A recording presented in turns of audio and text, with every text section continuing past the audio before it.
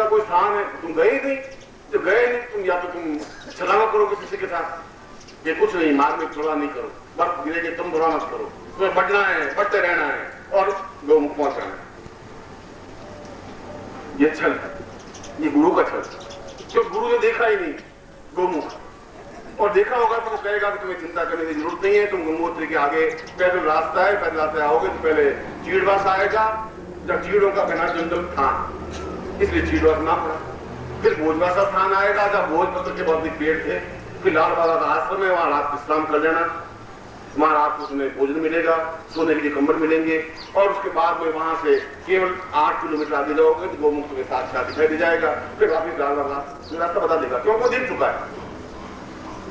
जो नहीं देख चुका है वो नहीं बता सकता, जो भगवती जगदम्बा का दर्शन कर चुका है वो तुम्हें विधि को समझा सकता है, और जो नहीं देख चुका है वो कुछ भी ऐसा कह सकता है तुम हिमालय में चले जाओ। इसलिए मैं इस गालिब के श्लोक को तुम्हारे सामने आज पहले दिन, नवरात्रि का पहला दिन भी नहीं, तुम्हारे इस नए संवत का भी आज पहला दिन है, और मैं सोचता हूं किस प्रकार की युक्ति, इस प्रकार की चेतना, इस प्रकार की बातचीत सुनने का तुम्हारी जिंदगी का भी पहला दिन है।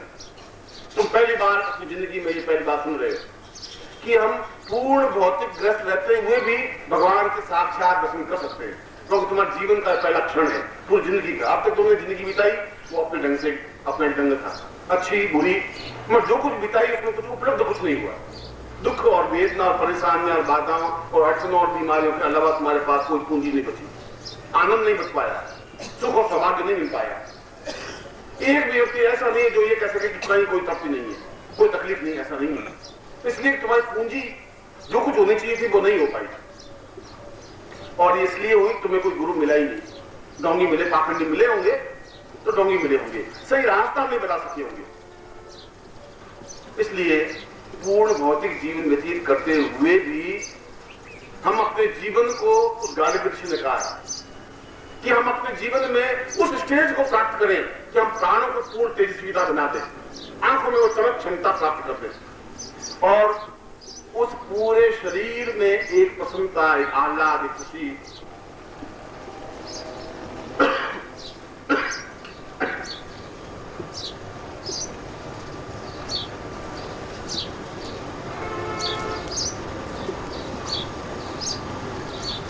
और एक तृप्ति अनुभव कर सके।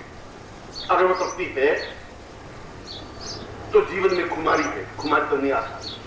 जीवन एक अलग है, जीवन का खुमारी, जीवन का एक आनंद, जीवन की तृप्ति अलग है।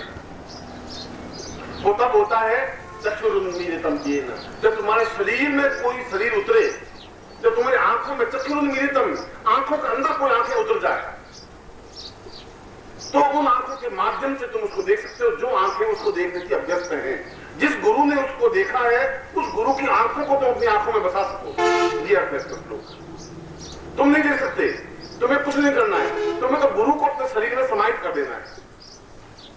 तुम्हें गुरु के पूरे प्राणों को अपने शरीर में समाहित कर देना, वो प्राण अपने आप में तेजस्वी बन जाएंगे। तुम्हें कुछ करना नहीं, क्योंकि तुम्हारी काया में वो ताकत नहीं है, तुम्हारी चेतना में वो ताकत नहीं है, तुम्हारी आंखों में ताकत नहीं है। तो चक्षुरुन्मीलितम, उन चक्षुओं को अपनी चक्षुओं से मिला दो, उन आंखों को अपनी आंखों से मिला दो, उतार दो जीवन में, आंखों के अंदर स्थापित कर दो। ये चक्षुरुन्मीलितम येन, तस्मै, इसलिए श्री गुरुवे नमः। वो कह रहा है इसलिए मैं गुरु को प्रणाम करता हूं, इसलिए नहीं वो अच्छा सुंदर है, अच्छे कपड़े पहने, इसलिए नहीं, इसलिए कि वह भक्ति जगदम्बा को साक्षात मुझे करवा सकता है। क्योंकि मैं अगर उसको अपने जीवन में उतारूं, अगर उनकी आंखों को अपनी आंखों में बसा दूं, तो उनकी आंखों के माध्यम से मैं जगदम्बा का दर्शन कर सकता हूं। चक्षुरुन्मीलितम येन तस्मै श्री गुरुवे नमः। इसलिए मैं गुरु को प्रणाम करता हूं, इसलिए ये कार्य केवल गुरु कर सकता है और कोई नहीं कर सकता। न पत्नी कर सकती है, न पति कर सकता है, न भाई, न बंधु, न तुम्हारा धन, न दौलत, न ऐश्वर्य, न तुम्हारा लाख रुपए, न 5 करोड़ रुपए, न नेता, न अभिनेता, ये नहीं कर सकते। इसलिए उसने ये नहीं कहा तस्मै श्री पत्नी नमः या तस्मै श्री पति वही नमः, ऐसा कुछ कहा ही नहीं, तस्मै श्री गुरुवे नमः कहा है, क्योंकि वह ऐसा कर सकता है। और तुम्हें उस श्लोक में गालिब ने कहा कि इसलिए तुम्हें और कुछ करना ही नहीं है, और तुम्हें और कोई क्रिया आती भी नहीं है। तुम तो अगर उसको अपने जीवन में, अपने प्राणों में उतार सको पूरी तरह से, और जब उतार जाता है गुरु, जब उतर जाता है शरीर में, तो अपने आप में पूरा शरीर अपने आप में बदल जाता है। एक चमक आ जाती है चेहरे पर, एक ओज आ जाता है। शायद मैं उदाहरण दूं कि कैसे उतारे? गुरु को शरीर में उतारने की बात आपने कही गुरु जी, मगर उस गुरु को अपने शरीर में हम कैसे उतार सकते हैं? उनके प्राणों को अपने प्राणों में कैसे समाहित कर सकते हैं? उनकी आंखों को अपनी आंखों में कैसे समाहित कर सकते हैं? और तुम्हें शायद द्वापर युग की तो मैं घटना नहीं कह सकता कि द्वापर युग में तो जब राधा बैठी और राधा बैठी तो उद्धव गए तो उद्धव तो बहुत ज्ञानी और राधा तो पहली क्लास में पढ़ी लिखी नहीं और आई भी आता नहीं था राजा को। उद्धव ने कहा कि तुम उस कृष्ण का मोह छोड़ दो। 3 साल तो हो गए, जब 3 साल में उसने पलट करके तुम्हें देखा नहीं, कृष्ण ने भेजा था उद्धव को राधा के पास, क्योंकि उद्धव बहुत ज्ञानी, बहुत ज्ञान की ब्रह्म क्या होता है कृष्ण तुम नहीं समझते, ब्रह्म जानते भाई सा ब्रह्मा स चैतन्य। कृष्ण कहा वो सब सही है, मैं सुन लिया, तुम एक काम करो, तुम जाकर के राधा को समझा के आ जाओ कि तुम ब्रह्म की उपासना करो, तुम कृष्ण को छोड़ो। तो मैं तो बाद में समझूंगा, उसको पहले समझा के आ जाओ। उसने कहा ठीक। उस मूर्ख वो तो पढ़ी लिखी नहीं है, उसको समझाने में क्या टाइम लगेगा। हो गए। उसने कहा राधा तुम क्या कर रही हो? उसने कहा कि मैं क्या कर रही हूं ये प्रश्न बेकार है, ये पूछो कि मैं क्या नहीं कर रही हूं। मैं हर क्षण उस कृष्ण को भोजन करवा रही हूँ, उसको बात कर रही हूँ, उसके सामने बैठी हुई हूँ, उसका चिंतन कर रही हूँ, उसको प्यास लग जाती है तो पानी पिला देती हूँ, थक जाता है तो पाँव दबा देती हूँ और रात्रि को विश्राम के लिए पलंग बिछा देती हूँ, पाँव दबाती हूँ, सुला देती हूँ और सुबह टाइम पे जगा देती हूँ। भगवान कृष्ण तो हमारे यहाँ से गए हुए 3 साल हो गए, 3 साल और 300 साल और 3000 साल तुम्हारे लिए गणना है, काल की गणना, मेरे लिए तो कोई गणना नहीं। शाम हो गई तो राधा ने कहा कि तुम उद्धव कहाँ जाओगे, रात में यही सो जाओ। तो कुटिया थी, कुटिया में राधा सोई हुई थी, बाहर कुटिया के बाहर उद्धव भी सो गए। उद्धव सो गए तो रात को 9 या 10 या 11:30 या 10-11 बजे तो कृष्ण कृष्ण कृष्ण कृष्ण कृष्ण कृष्ण की आवाज आने लगी। कृष्ण की आवाज है रात को कहां से आ रही? उद्धव सो ज्ञानी थे, ज्ञानी पढ़े लिखे थे, और खाली ज्ञानी सबसे बड़ा मूर्ख होता है। जो केवल ज्ञान ही जानता है वह तो ठीक वैसा ही होता है जो एक पोथी पढ़ी हुई रखी हुई होती है, तुम्हें जब इम्तिहान देना होता है मैट्रिक का तो बस पूरे पन्ने रटे हुए होते हैं और जाकर उतार देते, तुम्हें कुछ न तो ज्ञान। अगर तुम्हें कहूं कि पारे को शोधन करना की बस वो तो ठीक है, वैसा जो लिख दिया वैसा याद किया वो लिख दिया। ये रात तो कृष्ण कृष्ण की आवाज कहां से आ रही है? वो उठा, चौपड़ी के इधर गया, पीछे गया, चारों तरफ घूमा, पलटा तो आवाजें धीमे आने लगी, थोड़ी और आती गया तो आवाज ही बंद हो गई। उसने कहा ये क्या हुआ? फिर वापस आंगन में आ गए, कृष्ण कृष्ण की आवाज। थोड़ा दरवाजा खोला, कुटिया के अंदर दीपक लग रहा था, अंदर गया तो राधा बिल्कुल नींद में सोई हुई, तो इसकी तो होठ हिली नहीं है और आवाजें बहुत तेज आ रही। थोड़ा सा पास में गया तो देखा कि शरीर के प्रत्येक रोम रोम से कृष्ण की आवाज आ रही।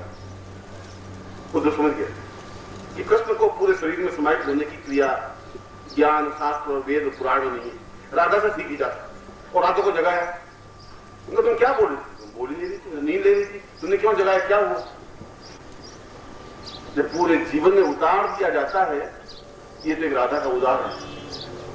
और उदाहरण की यदि कोई प्रेमिका हो और उसका प्रेमी कहीं चला गया और 2-4 दिन के लिए नहीं आ रहा हो तो आप देखेंगे वो बिल्कुल खोई हुई सी, और जो ही आपका चेहरा अगर साइकोलॉजिकल देखें तो चेहरे पर बड़ी चमक आया है, जैसे बातचीत की है, ऐसा हो गया है। अब कभी चेहरे पर रंग उड़ जाएगा, कभी एकदम से गुस्सा आ जाएगा, कभी खिलखिलाहट आ जाएगी, कभी आंखों में मस्ती आ जाएगी। ये सारी बात तो सामने कुछ नहीं है, मगर वह पूरा आंखों में आंखें उतरी हुई है, इसलिए बातचीत हो रही है, पास में कोई नहीं है, मगर चेहरे पर चमक भी आ जाती है, बिल्कुल एक अजीब चमक है। एक औरत में जो शादीशुदा औरत है उसमें और उस औरत में बहुत अधिक अंतर है। उसके चेहरे की चमक बिल्कुल दूसरी है, उसकी चमक बिल्कुल दूसरी है, क्योंकि उसने उसको पूरी तरह से अपने शरीर में समाहित किया हुआ है, इसलिए उसकी चमक बिल्कुल अलग है। और जब गुरु का स्पर्श पाता है शिष्य, देखना नहीं, पास में बैठना भी नहीं, जब स्पर्श होता है दीक्षा के माध्यम से, जब उसको जीवन में उतारने की क्रिया होती है तो एकदम से शिष्य का चेहरा बदल जाता है, रंग बदल जाता है, प्राण बदल जाते हैं, आंखों का भाव बदल जाता है। और यदि गालिब कह रहे हैं कि उसके आंखों की फोटो ली जाए, आंख में केवल गुरु ही दिखाई देते हैं, उसकी आंखों का चित्र नहीं आता। ऐसा चिंतन तब होता है जब पूरे शरीर में जैसे प्रीतमा श्लोक आती है, उसका कोई संबंध नहीं है, उसका कोई भरोसा भी नहीं है वो आएगा भी कि नहीं आएगा, कोई कॉम्प्रोमाइज नहीं है कि वो आएगा ही। मगर हमारे राजस्थान में तो कहावत है कि बाजी लो चितारे मने आवे चिट्ठी, कि मेरा बहुत हठी पति है, प्रेमी है, बाजी ला बहुत हठी, बहुत जिद्दी है, आने का मैं बार बार कहती हूँ, आ नहीं रहा है। मगर आज मुझे याद किया है, याद कैसे इसकी आ रही है, 5000 मील दूर आसाम में बैठा हुआ, वहां याद करा, यहाँ इसकी आ रही है, ये क्या चीज, सीधे तार जुड़े हुए को, और जो इसकी आती है वो एकदम आंखों के सामने वो चला जाता है, आंखें देखें, आंखों में चमक आ जाती है, उसके चेहरे की भावना की ओज और मियां एकदम से उतरती है, नृत्य करने लग जाती है।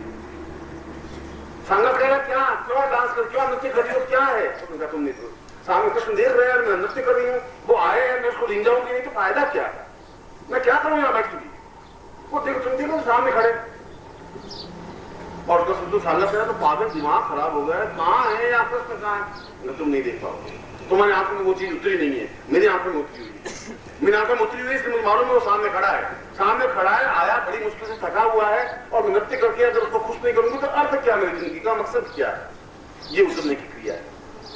मैंने आपको उदाहरण 2-3 उदाहरण दिए, किसी को जबरदस्ती मेरे जैसे 5 या 80 किलो उठा करके तो शरीर में डाल नहीं सकते थे, ये तो हमारे पॉसिबल नहीं, उठा भी नहीं सकते, उठाएंगे तो बोझिल हो जाओगे, घंटे आधे घंटे के नीचे उतारना पड़ेगा, जी अब नीचे उतरो, हो गया, वो तो पॉसिबल नहीं हो सकता। गाने में कहना उतारने की क्रिया है, और उतार के तुम्हारी आंखों में चमक आ जाएगी, एक श्रद्धा, एक प्रेम, एक चिंतन, एक अटैचमेंट, एक प्यार, सब कुछ समर्पण करने की क्रिया, सब कुछ फना हो जाने की क्रिया, सब कुछ लुटा देने की क्रिया। जब सब कुछ लुटा देंगे तो तुम्हारे पास कुछ रहेगा ही नहीं, तो वो सब कुछ तुम्हारे अंदर प्राप्त हो जाएगा।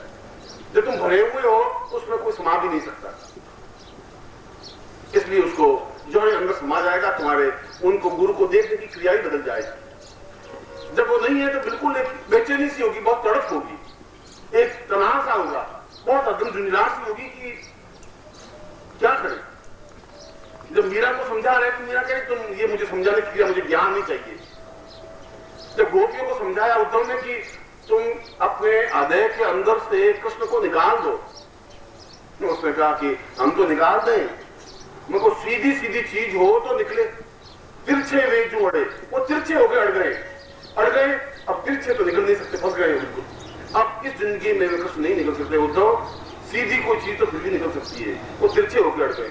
हाँ हमारे बस की बात नहीं है, तुम ज्ञानी लोग, तुम किसी को निकाल भी सकते हो, बसा भी सकते हो, 1000 बार बसा सकते हो, तुम तो वैश्या हो, तो तुम मनुष्य नहीं हो। उद्धव का सारा ज्ञान नहीं थी उधर, वे गोपियां शायद ज्यादा ज्ञानवान थी, वो पढ़ी लिखी नहीं थी, उनको कोई गायत्री मंत्र भी नहीं आता था, उस राजा ने कोई शास्त्र वेद पुराण पढ़े नहीं थे, मगर उसने जो क्रिया की आज 5000 साल बाद भी तुम्हें मुझको याद है, क्योंकि उन्होंने उस रास्ते को अपनाया जो गालिब ने कहा कि तुम अपने जीवन में उन आंखों को, उन प्राणों को, उन चेतना को, उन सपनों को, उन दिव्यों को अपने अंदर उतार दो, उसके माध्यम से तुम सब कुछ प्राप्त कर सकोगे।